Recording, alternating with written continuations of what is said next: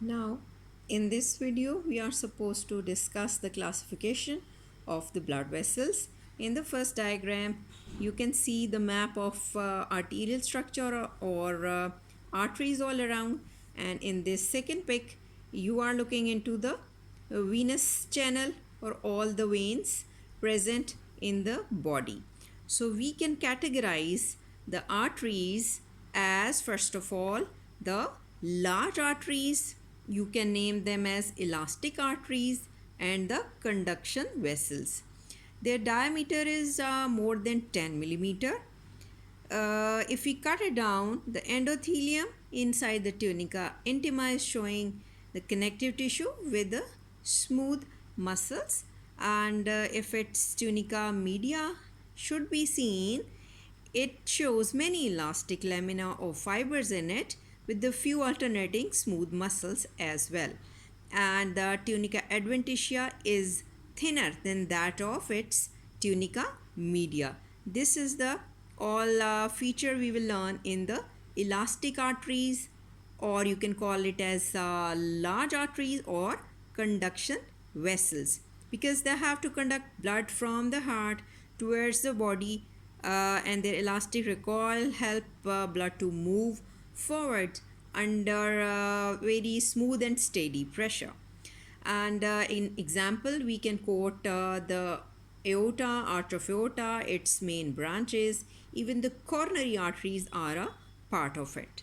Next, after the large arteries, we have to mention the second category of the artery is the muscular arteries. Muscular arteries are also named as distribution vessels because they have to distribute blood to the rest of the body organs under steady and you would say steady blood pressure or flow, and they also are involved basically to supply or to distribute blood to the respected viscera, organs and rest of the body, you would say. And here we can quote the name of the branches which are coming from the ascending and descending and abdominal aorta, you would say. And we can mention the radial artery, ulnar artery, and in the lower limb we can mention the tibial and the femoral arteries.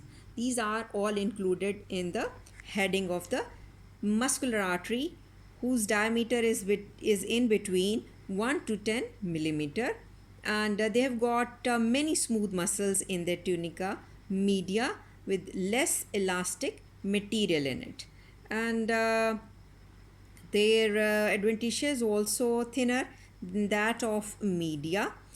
Next to the muscular artery, we have got smaller arteries, which are in turn the branches of these muscular arteries. These small arteries, they show the diameter from 0.1 millimeter to 1, you would say, millimeter.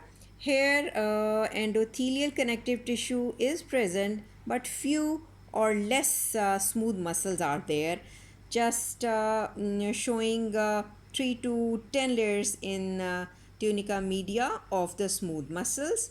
And what they do, they are also distributing blood to the rest of the arteriole and various types of arterioles towards the body. Now we have to enter after that small arteries into the arteriole, which are very minute smaller branches coming from the small arteries.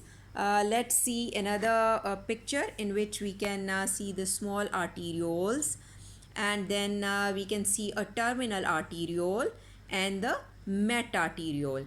What special about them is that the muscular or you would say the muscular arteriole or terminal arteriole, their diameter is between 50 to 100 micrometer, and the metarteriole, if we cut it down, we can see its diameter is less than that of 15 micrometer.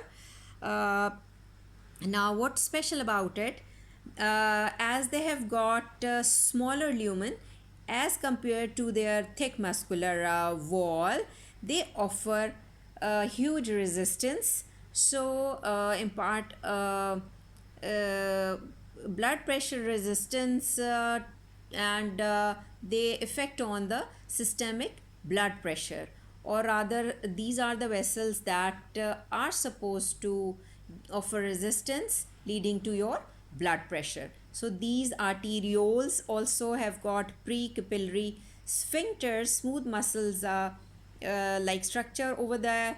Then you can see that on the other side, these venules, they are also coming down and giving smaller sub branches we will discuss in the coming topic. Now after that, arteriole, where we have reached in the capillary level. For the capillaries, again we are coming across towards the three types of the capillaries. Let me show you in the diagram. This is the cut section of the capillary. One type is the continuous capillary. Here you can see that the endothelial lining is continuous without any pores inside, and you can see inside the blood cells which are shown in the form of erythrocytes, and you can see the lumen here of this continuous capillary. Now next to it, we can observe the fenestrated capillary. What's special about it? That they are showing various fenestration or pores in their lining, so called as fenestrated capillaries. The third variety is the sinusoidal capillaries. Here you can see a large gap, pores, and large fenestration here with a discontinuous basal lamina. So these are the three examples of the capillaries. Let me tell you that these first type, the continuous capillaries, you can find them in the skin, connective tissue, skeletal and smooth muscle area, even in the lung and the brain.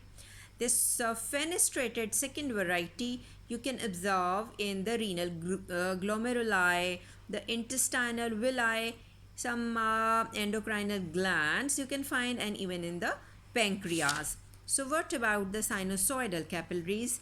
You find them in the liver, in the spleen as well, and the suprarenal gland, sometimes parathyroid gland, and the pancreas in its endocrinal portion. So these are the few examples regarding to the placement or presence of these capillary network. Then after that, we have to move again towards the because these capillaries join to form small venules and post capillary venules. We can see here structure, small venular structure after the capillary you can find over there.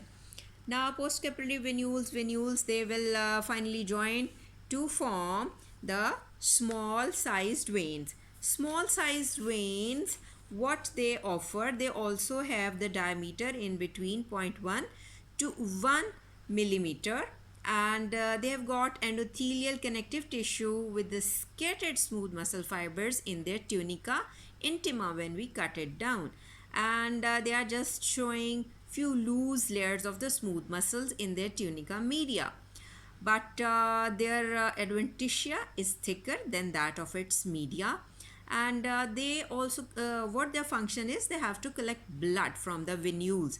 So a general name given to the veins are the reservoirs or capacitance vessels, as they can hold blood in their pool, you would say. Then comes towards another picture again to see, because small veins they combine to form the medium size vein, and their diameter is 1 to 10 millimeter. They can have valves in their inside intima layer, and now they show some distinct layer of smooth muscles in their tunica media. Their adventitia would be much thicker, you would say, and they have to carry blood towards the larger sized vein, and definitely the valves inside will not allow the backward flow of the blood towards the smaller sized vein.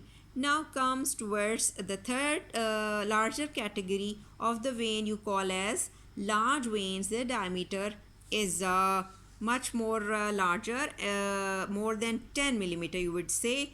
They have got prominent valves inside, and endothelial connective tissue, smooth muscle cells are definitely there. Smooth muscles in the media along with the collagen fibers are there, and their adventitia is thickest of all, with rather longitudinal bundle of that smooth muscles are there. What they have to do, they have to take blood towards your heart. So we can quote example here: the superior vena cava, inferior vena cava, and the major tributaries of it. And rather, the azygous vein, you can quote in its example, the portal vein in its example. And let me tell you that in case of the medium size vein and small size vein, the name is according to that of the medium size artery and the medium size and the small size artery. We give the name according to the regional arteries. Now that was all about the classification of the blood vessels, and we have learned so far about the variety or types of these capillaries and their location as well. And we have learned about the arteriole, that they could be small muscular arterioles, terminal arterioles, and metarterioles, and how they are gonna form the AV connections and the capillaries leading to the small size venules. They finally form small veins, then they further drain into the medium sized vein, and they in turn form the tributary of the larger veins.